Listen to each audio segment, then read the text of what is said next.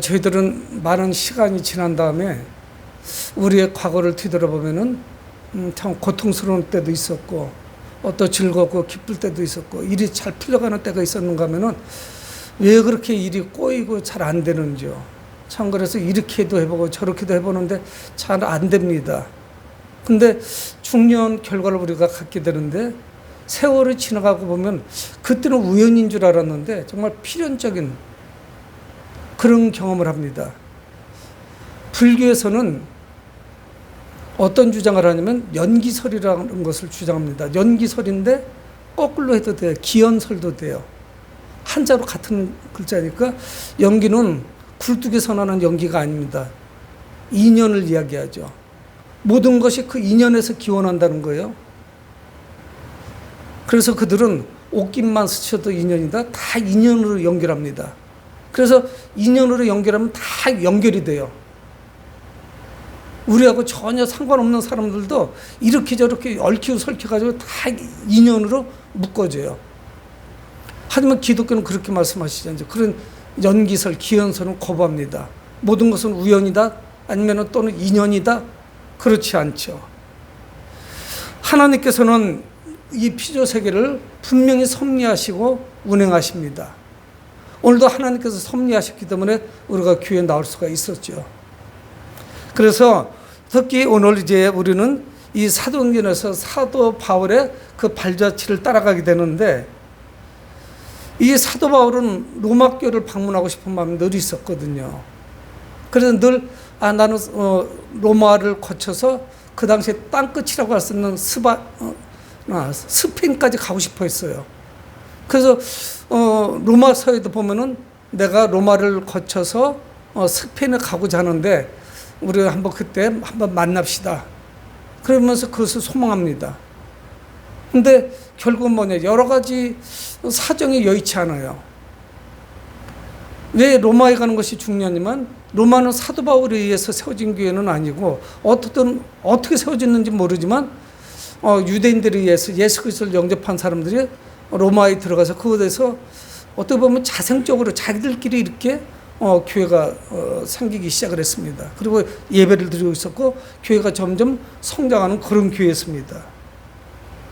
어떻든 로마 제국의 심장부인 로마에 가서 복음을 전한다면 아마 이 복음은 폭발적으로 성장하는 그런 기회가 될 거예요. 그래서 사도 바울은 계속 로마를 가고 싶어 하거든요. 근데 안 돼요. 상황이 이상하게 꼬이고 가지를 않아져요.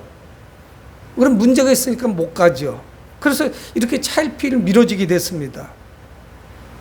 근데 하나님께서는 특별한 방법을 동원해서 사도 바울을 로마로 인도하십니다. 우리가 생각하는 지금의 여행을 생각하시면 안 돼요. 비행기 한번 타면 좀 허리가 좀 아프고 자리가 좁기는 하지만 몇 시간이면 도착하는 그런 상황이 아닙니다. 웬만한데 여러 번, 두 번 이상, 세 번씩 막 바깥 타는 곳이 아니면 거의 하루면은 도착을 해요. 뭐 우리나라 같으면 저 런던이나 영국 런던이나 뉴욕 같은 데 가는 게 좀 시간이 많이 걸리죠. 그래도 그게 하루 안에는 다 도착이 됩니다. 이 당시 영은 그렇지 않아요. 배를 타야 되죠. 근데 하나님은 묘하게도 선교사로 떳떳하게 로마에 들어가게 아니하시고 죄수의 몸으로 로마에 들어가도록 하십니다. 전혀 본인이 원했던 방법이 아니에요. 그것도 로마에 들어가는데 헤롯궁에서 2년 동안 구금된 상태였어요. 죄인 아닌 죄인으로. 그래 인간적으로 생각하면은 아니 이렇게 바쁜데 사도 바울이 정말 위대한 하나님의 종인데 하나님이 위대하시니까 종들도 하나님이 위대하게 사용하시죠. 그렇게 허비하는 시간, 헤롯궁에 2년씩 구금되어 있었던 시간, 얼마나 황금 같은 시간이에요. 그 시간에 빨리 보내주시고 죄수의 몸이 아닌 선교사로서 정말 폼나게 이렇게 들어가면 얼마나 좋겠어요. 근데 하나님은 죄수로 사도 바울을 로마로 인도하십니다. 그래서 오늘 27장 1절을 그 말씀, 우리가 배를 타고 이달리에 가기로 작정되매 백부장이 호송하죠. 그래서 이제 죄수 몸으로 로마행 배를 타게 되고 이 배가 출발을 합니다. 뭐 출발하는 날짜는 있지만 도착 시간은 아무도 예측할 수가 없어요. 그리고 37절에 보면 후에 이제 알게 되는데 이 배에 사도 바울을 포함해서 276명이 타고 있습니다. 그러니까 굉장히 많이 탄 거예요. 그리고 배도 그 당시로 생각하면 제법 큰 배입니다. 물론 이게 목조 선이기 때문에 뭐 튼튼한 아주 좋은 배는 아니지만 이거로 다 그 지중해 연안을 항해합니다. 276명이 타고 있는 거예요. 그래서 오늘 본문에 27장 9절에 여러 날이 걸려 금식하는 절기가 이미 지났으므로 항해하기가 위태한지라. 금식하는 절기가 지났대요. 우리는 그냥 생각하면 쉽지가 않은데 이거는 유대 절기로 7월 중순이에요. 7월인데 우리하고는 달력이 달라요. 양력으로 하면은 9월 하순에서 10월 초순이에요. 이 속죄일이 7월입니다. 유대 달력으로 7월이에요. 우리 달력하고 똑같질 않아요. 우리도 음력과 양력이 다르듯이 이 절기가 달라요. 금식하는 절기가 지나면은 지중해 연안에는 운행하는 배들이 갑자기 줄어들기 시작합니다. 9월 중순이 지나면은 상식이에요. 배를 띄우지 않아요. 그리고 2달쯤 지나서 11월 중순쯤 되면은 그 다음에 봄이 될 때까지 절대적으로 배 안 띄워요. 왜 그러냐면 그 지중해 연안에 태풍이 심하게 불어가지고 이거 운행할 수가 없습니다. 그런데 오늘 성경 뭐라고 말씀하냐면 참 묘해요. 사도 바울은 지금 포로의 몸으로 황제에게 재판을 받으러 지금 출발하는 중이고, 그것뿐만 아니라 지금은 가는 절기도 아니에요. 배를 타야 되는 절기도 아닙니다. 금식하는 절기가 지났다고 이야기하고 있어요. 아마 10월 초순 정도에 아마 배를 탄 것이 아닐까? 우리는 추측을 해볼 뿐입니다. 그러니까 이때는 배 타는 그런 시즌이 아니에요. 지금의 배와 같이 상선이나 뭐 큰 배가 아닙니다. 그리고 첨단 어떤 장비로 무장된 그런 배도 아니에요. 이 바울이 탄 배는 사실은 운행을 해야 될지 몇 달 보류했다가 봄쯤에 출발해야 될지 결정을 해야 됩니다. 근데 이때 사도 바울이 그들에게 말해요.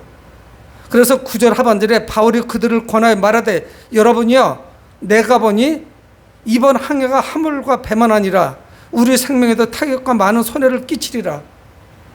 김새는 소리를 누가 하느냐? 사도 바울이 하는 거예요. 어떻게 보면은 배에 탄 사람들이 이미 출발을 했는데 사도 바울이 정말 맥 빠지는 소리를 하는 거예요. 이번 항해가 화물과 배만 아니라 생명과 모든 것에 타격에 큰 손해가 있을 것이다 이야기하는 겁니다. 여러분, 그러니까 이 배는 우리는 그런 배를 타보지는 않았지만 이게 많은 사람이 탑니다. 그래서 이제 로마로 가기 위한 사람도 탔을 것이고 물건을 싣기도 하죠. 그렇게 보면 이건 또 화물선이기도 해요. 여행선이기도 하고 화물선이기도 하고, 또 여기는 죄수도 몇 명 탔어요. 1절에 보면은 그 중에 한 명이 사도 바울이에요. 그러니까 이건 다목적으로 사용하는 겁니다. 근데 바울이 뭐라고 말하냐면 이 배가 분명히 피해가 있을 것이고 큰 손해가 있을 것이다. 화물에도 손해가 있을 것이고 인명피해도 있을 것이다. 타격과 많은 손해가 있을 것이다. 그러니까 결국 이 배는 뭐예요? 가다가 풍랑을 만나다가 어찌됐든 간에 파손을 하게 되고 배가 깨지던가 가라앉던가 뭐 이렇게 될 것이라는 거예요. 여러분, 사도 바울은 자기가 고백합니다. 강의 위협도 바다 위협도 내가 겪어봤고 매를 맞아보기도 했고 죽을 뻔하기도 했고 다 죽었는 줄 알고 자기 시신인 줄 알고 내다버리기도 했고 그런 경험을 자주 이야기해요. 물론 사도 바울은 뱃사람은 아니지만 그 당시에 지중해 연안에 배를 언제 띄워야 되고 언제는 띄우면 안 되는지 상식적으로 알고 있어요. 그런데 아마 그거보다 더한 것은 하나님께서 그에게 계시를 말씀해 주셨을 거예요. 이 배가 큰 어려움을 당할 것이다. 근데 성경 말씀하지 않아요. 근데 이거는 상식적으로 누구나 다 알고 있어요. 이때는 배를 띄우는 시즌은 아니야. 그래서 이 이야기를 합니다. 큰 손해가 있을 것이다. 피해가 있을 것이다. 근데 11절을 보면 참 묘합니다. 백부장이 그를 호송하니까. 그런데 11절에 백부장이 선장과 선주의 말을 바울의 말보다 더 믿더라. 참 묘하죠? 어떻게 보면 상식적으로 백부장은 군대 백부장이니까 군대의 어떤 조직에 대해서는 또는 전쟁에 대해서 싸움하는 것에 대해서는 전문가일 거고요. 선장과 선주는 어떻습니까?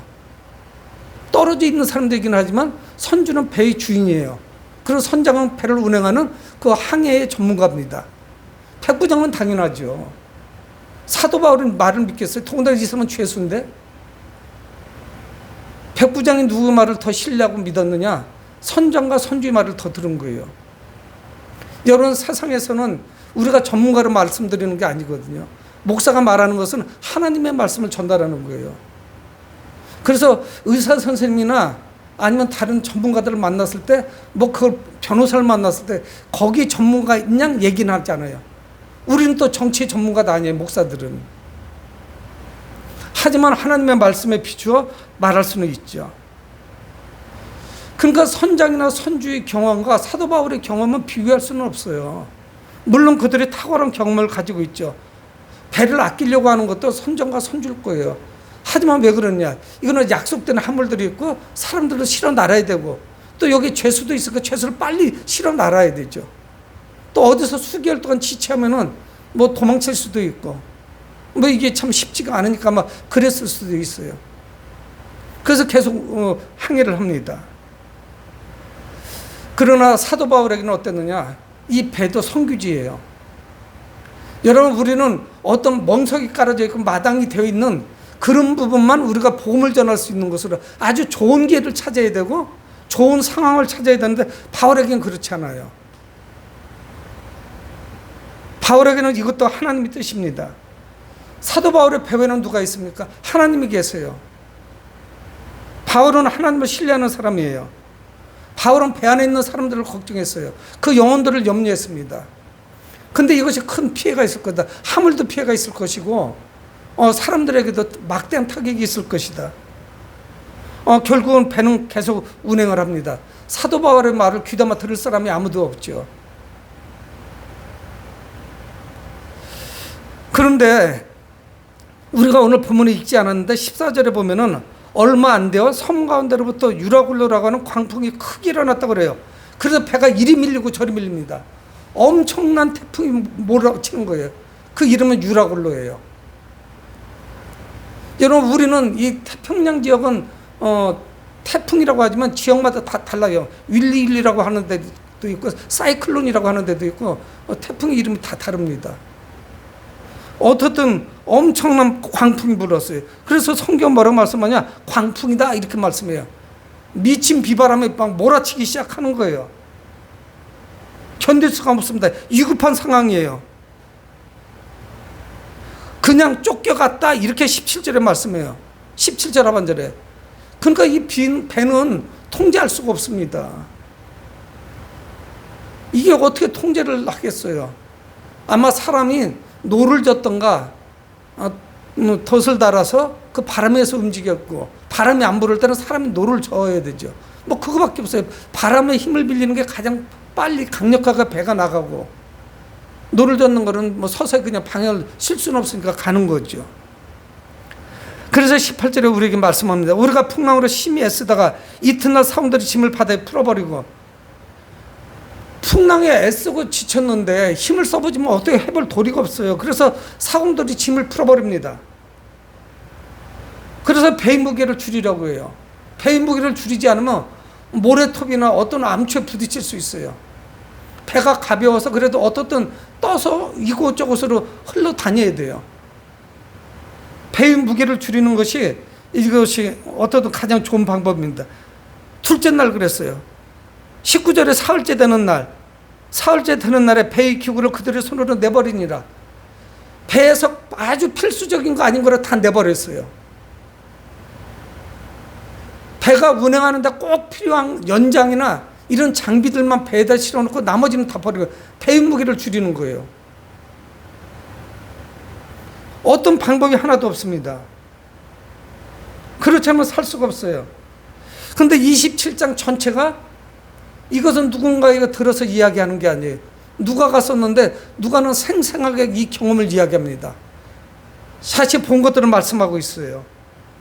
그래서 배에 타지 않았으면은 표현할 수 없는 그런 장면들을 잘 표현해요. 이 27장 앞부분도 그렇고 오늘 설교부분도 그렇고 뒷부분도 역시 마찬가지예요. 경험자가 아니면 기록할 수가 없어요. 풍랑이 계속입니다. 견딜 수가 없어요. 좋아질 낌새가 보이지 않습니다. 저는 저희 매형이 거제도 살아. 예전에는 이 대진 통영간 고속도로가 없었어요. 통영간 고속도로가 없어서 가는 방법이 두 가지예요. 대구를 통해서 마산으로 해서 고속도로 거쳐서 차를 끌고 가고, 그리고 마산에서 고성, 통영 이쪽으로 해서 들어가요. 국도예요. 가다 신호등 걸리고 가다 신호등 걸리고. 그래서 여기서 출발하면 320km, 고속도로가 생기니까 220km예요. 그래서 종종 어떻게 갔냐면 부산까지 기차를 타고 가서 부산 연안부대에서 배를 탑니다. 한 번은 배를 탔는데 풍랑이 일는 거예요. 그냥 배 높이 정도 파도가 치는데 견딜 수가 없는 거예요. 정말 견딜 수가 없더라고요. 배멀미가 나고 속에 있는 것이 막 울렁거리면서 막 토가 나오려고 하는데 참기는 참는데 견딜 수가 없어요. 원체 짧은 거리로 빨리 도착이 됐으니 다행이지 이건 견딜 수가 없더라고요. 저는 멀미를 해본 적이 한 번도 없는데 배를 타니까 멀미가 나오는 거예요. 사람들이 이루 말할 수 없는 고통을 당합니다. 또 하나 20절은 말씀에 여러 날 동안 해도 별도 보이지 아니하고 큰 풍랑 그대로 있음에,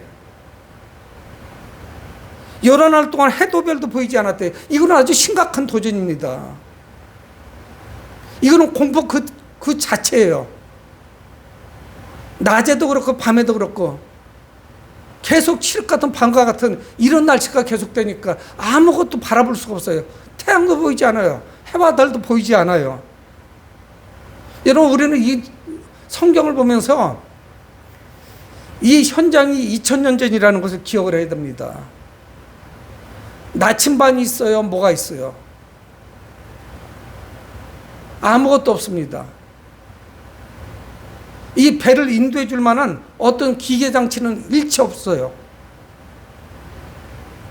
우리가 이야기하는 어떤 내비? 뭐 이런 게 있을 수가 없죠. 아무것도 있지 않아요. 이 선원들이 유능한 선원은 누구냐? 해와 달과 별을 보고, 낮에는 해를 보고, 그것도 절기마다 다르겠죠. 해 위치를 잘 봐야 되고요. 그리고 달과 별자리를 잘 살펴서 지금 우리가 어디쯤 있는지 그걸 확인해야 돼요. 여러분, 비행기를 타고 공중에 떠도 동서남북 하나도 몰라요. 밤중에는. 해가 뜨는 것을 보고서 해가 어느 쪽에 있구나 하는 것을 알죠. 비행기를 타고 서쪽에서 동쪽을 향해서 가면은 태양이 뜨는 것을 보면서 가요. 얼마나 눈이 부신지 몰라요. 여러분, 배도 마찬가지예요. 큰 바다에서는 동서남북을 찾을 수가 없습니다. 그래서 성경은 우리에게 그렇게 말씀하는 거예요. 20절 하반절에 구원의 여망까지도, 구원에 대한 조그마한 손톱만한 그런 어떤 꿈도 사라져버렸다는 거예요. 여망이 사라졌어요. 방향 감각을 잃었습니다. 276명이 얼마나 불안했겠어요. 아, 그때 이거 안 갔어야 되는 거 아닌가? 지금 배를 띄운 지 얼마 되지도 않은데 이게 지금 막 엉망이 되어버렸습니다. 여러분, 우리가 살아가면서 이와 같은 모습이에요. 제일 두렵고 불안한 게 뭐냐? 여러분들도 살아가면서 마찬가지일 겁니다. 저도 이 목회를 하기 전에는 사업을 했으니까 잘 알아요. 가장 두렵고 불안한 것이 누가 너를 죽일 거야 뭐 이래서 두려운 게 아니에요. 호랑이와 사자가 두려운 것이 아닙니다. 미래에 대한 어떤, 도대체 미래에 대한 것을 예측할 수 없을 때 내 삶의 미래에 대한 어떤 불확실성이 가장 두려워요. 이거 도대체 어디로 가야 되지? 동서남북이 어딘지 확인할 수조차도 없고 며칠째 계속 깜깜한 거예요. 낮에도 깜깜하죠. 밤에는 밤이라서 깜깜하죠. 낮에는 먹구름이 끼어 있죠. 어떻게 해볼 도리가 없습니다. 이제는 얼마나 불안하겠어요. 우리가 살아서 과연 집에 돌아갈 수 있을 것인가? 모든 사람들에게 절망이 몰려옵니다. 여러분, 이 난파 직전에 이 사도 바울이 탄 이 배는 우리 인생을 의미해요. 우리 인생도 늘 이렇습니다. 절망이 몰려오죠. 소망을 잃어버린 세상이에요. 여러분, 이때 이 사람들이 살 수 있는 길은 뭐냐? 해와 달을 만드신 하나님을 바라보는 수밖에 없어요. 근데 누가 그렇게 하겠어요? 여러분, 교회는 뭐 하는 것입니까? 불안에 떠는 사람들. 이 세상은 난파선이에요. 여러분, 점점 그런 거 못 느끼세요? 세상을 바라보면서 여러분, 우리는 수많은 고민에 빠집니다. 사람이 많은 곳이라고 정말 갈 수가 있는지, 호젓한 산길에 산책한다고 갈 수가 있는 것인지, 어디도 갈 수가 없어요. 정말 불안하기 짝이 없어요.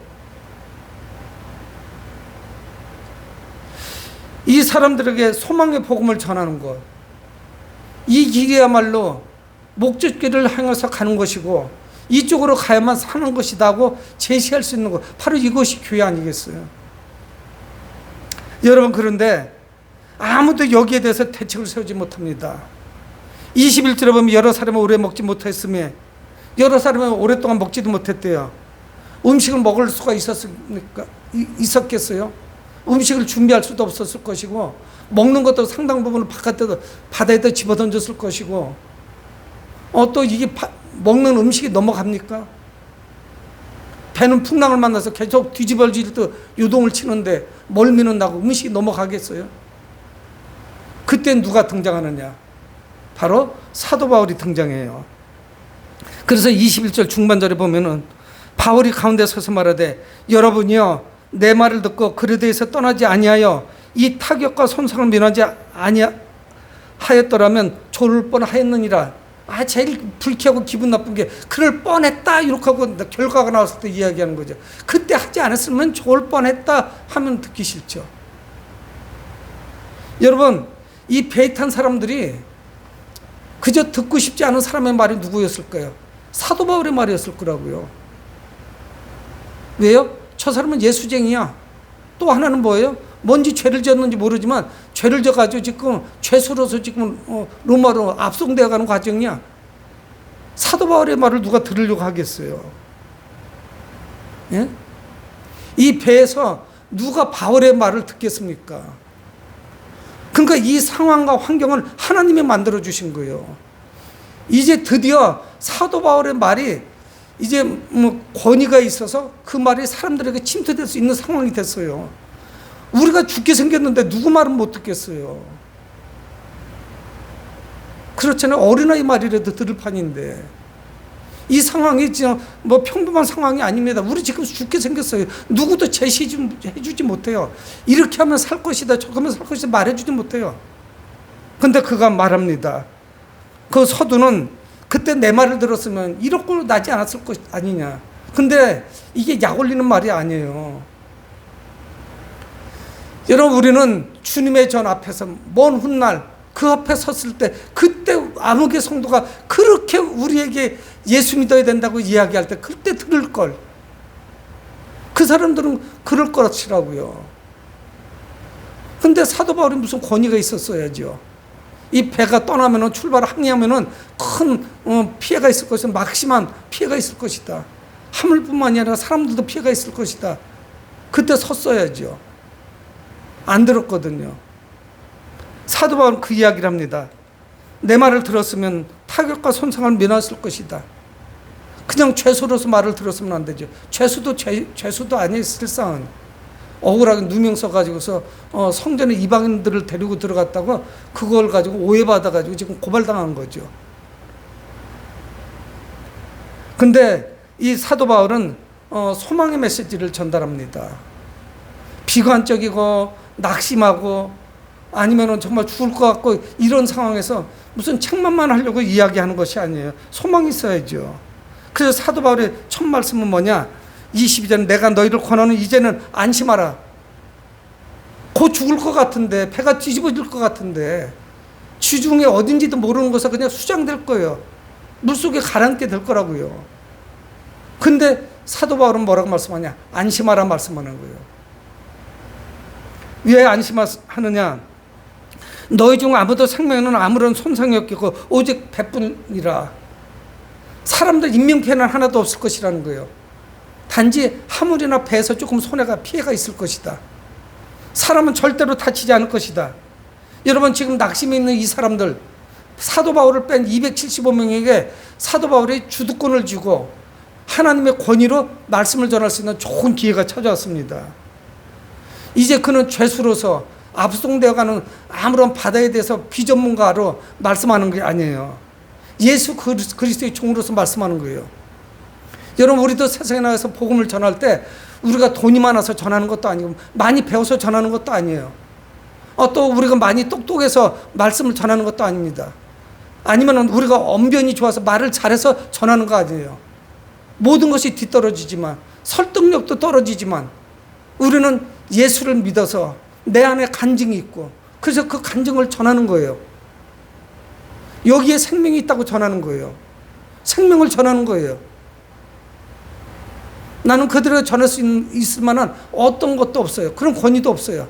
단지 예수님의 종으로 복음을 전하는 증인으로서 전하는 것이죠. 손상이 없을 것이라는 거, 생명에 배만 손상이 있을 것이다. 여러분 이거는 사도 바울 스스로 이야기한 것이 아닙니다. 그러니까 이 저번에 배가 출발하기 전에 이야기한 것도 그냥 경험으로 이야기한 것도 있겠지만 하나님의 계시가 분명해요. 그러면서 그는 이어서 말씀을 합니다. 23절에 내가 속한 바 곧 내가 섬기는 하나님의 사자가 어젯밤 내 곁에 서서 말한 것이라는 거예요. 내 이야기하는 것이 아니라고요. 내가 섬기는 하나님의 사자가, 천사가 어젯밤에 나한테 들려준 말이라는 거예요. 그러니까 안심하라는 거예요. 인명피해는 없을 것이라는 거예요. 그래서 하나님은 어떤 계시의 말씀을 나에게 줬느냐. 24절에 바울아 두려워하지 말아라. 첫 번째는 뭐냐면 두려워하지 말아라. 바울도 얼마나 두려웠겠어요. 이렇게 끝나면 안 되는데 유종의미를 거두지 못하죠. 바울아 두려워하지 말아라. 두려워하지 말을 만한 근거를 말씀하시는 거예요. 네가 가이사 앞에 서야겠고 너는 황제 앞에 서야 될 사람이야. 여러분 사도 바울이라고 하는 사역자가, 복음을 전하는 사람이 어떻게 로마 황제 앞에 설 수 있겠어요? 그가 로마 황제 앞에 설 수 있는 길은 딱 한 가지, 죄수가 아니고는 설 수가 없어요. 저는 로마 시민인데 여차저차 예루살렘에 들어갔다가 사람들에 의해서 제가 고발을 당했는데 참 억울하기 짝이 없습니다. 나 그런 사람 아닙니다. 이거를 가지고 황제 앞에 서야 돼요. 황제 앞에서 황제가 듣든지 아니 듣든지 복음을 전할 수 있는 사람은 누구냐? 죄수 입장이 아니면 설 수가 없어요. 참 하나님께서는 묘하게 이 사건을 진행해 나가십니다. 두려워하지 말아라. 내가 가이사 앞에 서야 된다. 황제 앞에 서야 돼. 그 길은 뭐예요? 죄수로서 네가 가는 길이고 또 이 풍랑 가운데서 너는 살아야 돼. 죽으면 갈 수 없는 거예요. 그러니까 안심하라는 거예요. 두려워하지 말라는 거예요. 여러분 사명이 있는 자는, 사명자는 절대 죽지 않습니다. 그 사명을 이루어야 돼요. 그게 하나님의 뜻이에요. 그러면서 또 말씀합니다. 또 하나님께서 너와 함께 항해하는 자를 다 내게 주셨다 했으니, 하나님은 정확하게는 세 가지지만 더 정확하게는 두 가지 말씀한 거예요. 두려워하지 말아라. 그런데 내가 황제 앞에 설 것이고, 또 하나는 뭐냐면 여기 탄 사람들 모두 다 너에게 줬다. 하나님은 그렇게 말씀하시는 거예요. 주님이. 놀라운 말씀을 듣게 됐죠. 그러니까 이 사람들이 살고 죽는 것까지 너에게 맡겼다는 거예요. 주도하시는 분은 주님이시지만 놀라운 경험을 하게 된 거예요. 그래서 그가 25절 말씀합니다. 그러므로 여러분이 안심하라. 내 경험을 이야기하는 것이 아니다. 하나님이, 주님이 직접 나에게 말씀하신 것이라. 두려워하지 말라 말씀하셨고, 나는 황제 앞에 서야 되는 사명자다. 내가 이 사명을 이루기까지 나는 절대 죽을 수 없는 사람이다. 그리고 여러분들의 생명을 나에게 줬다. 여기 믿는 사람 하나도 없지요. 예수 그리스도를 영접하라고 이야기하지 않았겠어요? 여러분 중요한 말씀을 하잖아요. 25절. 그러므로 여러분이 안심하라. 나는 내게 말씀하신 대로 그대로 되리라고 믿는다는 거예요. 여러분 하나님께서 내게 말씀하신 대로 그대로 될 것이라고 여러분들 믿습니까? 성경에서 말씀하신 대로 그대로 될 것이라고 믿으시나요? 말씀대로 그대로 될 것이라고 믿는 믿음이 바울에게는 있었어요. 이 배 안에서도 흔들리지 않았을 거예요. 그 유라굴로라고는 태풍이 요동을 치고 사람들이 다 죽어가는 그 상황에서 극적으로 하나님은 일하십니다. 가장 좋은 타이밍에 바울을 통해서 말씀하시는 거예요. 근데 바울에게는 그런 믿음이 있었던 거예요. 말씀 그대로 될 것이라는 믿음. 말씀 그대로 될 것이라고 믿는 그 믿음이 우리 가운데 있어야 되죠. 여러분 276명이 탔는데 하나님을 제대로 믿는, 말씀 그대로 될 것이라고 믿는 믿음을 가진 사람은 누구예요? 한 명이 있었어요. 1명 대 275명. 여러분 이것은 정확한 것이 왜 그러냐면 37절에 배에 있는 우리의 수는 전부 276명이더라 이렇게 말씀하고 있어요. 나중에 다 살아났어요. 한 명도 안 죽었어요. 누구 때문에? 물론 하나님이 하셨지만 믿음의 사람은 사명자 사도 바울이 그 배에 타고 있었기 때문에 275명은 덤으로 다 살은 거예요. 바울이 거기 없었으면 그들이 구원받을 수 있었을까요? 여러분 우리는 불신 세상 가운데 살아가고 있습니다. 다 믿지 않는 사람들 수두룩해요. 우리를 보내신 사명은 분명해요. 우리의 사명이 있어요. 그들에게 전하는 거예요. 하나님을 증거하는 거예요. 나 때문에 그들이 다 사는 거예요. 물론 하나님께서 살려주셨지만은 사람들은 공포에 떨을 때 믿음을 가지고 있었던 한 사람이 있었습니다. 그건 누구냐? 바로 바울이었어요. 여러분 중요한 사실은 뭡니까? 사명자는 절대로 그 사명을 이루기까지 죽지 않아요. 두려워할 이유가 없습니다. 그래서 26절 그런즉 우리가 반드시 한 섬에 걸리리라 하더라. 섬에 무사히 도착은 하게 될 거예요. 물론 배가 파손되고 찢어지고 부서지고 이런 피해는 있겠지만 사람은 다 온전히 살아날 것이에요. 사랑하는 성도 여러분, 이 땅을 우리가 살아가는 인생 중에 스스로 자신이 주도권을 쥐고 살 수 있는 사람이 누가 있을까요?